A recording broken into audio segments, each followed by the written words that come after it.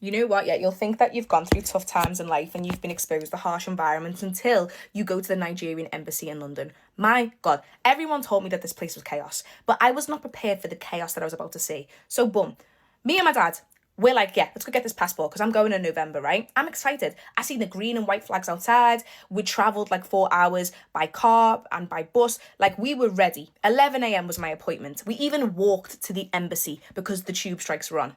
So we get there, we come in, a guy's standing there.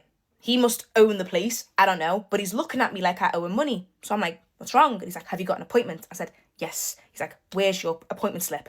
I'm like, appointment slip. My dad whips it out his bag. He's like, here, 11 a.m. I don't know what this Nigerian embassy's obsession with paper is when we're in a digital world, but apparently you need to print everything off. Anyway, so get downstairs and they say, give me your phone. There's a guy with little slips in a cupboard taking people's phones. And I'm sitting here thinking, why does he need my phone?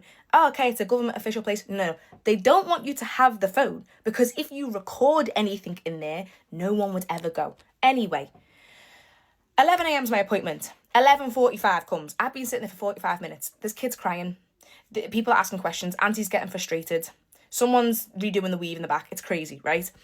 Anyway, we come to the front. There's no one on the desk. And then this guy comes. He like runs out. He's on the desk and he's like, what are you here for? And I'm like, my passport. Anyway, he looks at it and he goes, where is your birth certificate? I'm like, we already uploaded the birth certificate on the website. Why do you need it now? He's like, you've come without your birth certificate? He starts crashing the fuck out, man. He starts crashing out. So now I'm crashing out because he hasn't travelled as far as I've travelled today, yeah?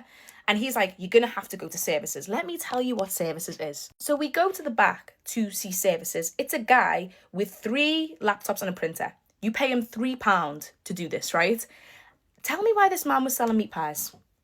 He was helping people get their documents and at the same time hustling us for a meat pie. I love a meat pie, but not in a stressful situation. The last thing that I wanted was a meat pie. I'm not gonna lie. Anyway, we print off the documents. It took us another hour. So it's approaching 2 p.m. now. I was meant to have my appointment at 11 and get out by 12. That was my idea.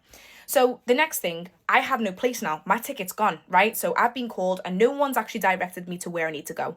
So there's this tiny little box room in the back and there is about 20 people inside this box room in a queue. They all have numbers, but no one knows where the fucking numbers have come from. People are asking me what number I am. I said, what do you mean? My ticket's over there. Like, my ticket's gone. I need to see Auntie. I need to see Auntie to look at these documents, right? Auntie comes out. She did not look happy. She was not happy today. She looks at everyone in the queue and she goes, order. Get in order. You are stressing me out. And I say, I don't even know what I'm meant to be doing. I'm just meant to pass you these documents. And she looks at me and goes, don't stress me. I said, what? I'm just trying to get an answer. Anyway, after all of that waiting, I'd go into the room, I sit down, she looks at the documents. I was there for 5 seconds. She goes, no. I said, why? And she was like, this birth certificate won't pass. I said, why? She didn't give me a reason. So at this point, I'm sweating. There's kids crying. There's Greg's wrappers everywhere because people are eating their lunch inside of here. And I look at my dad and I just say, never bring me to this place again. Never, ever bring me to this place again. I don't care if I sound like a diva.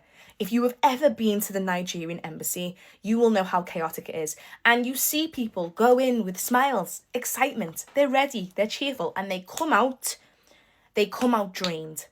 I have never experienced anything like that in my life.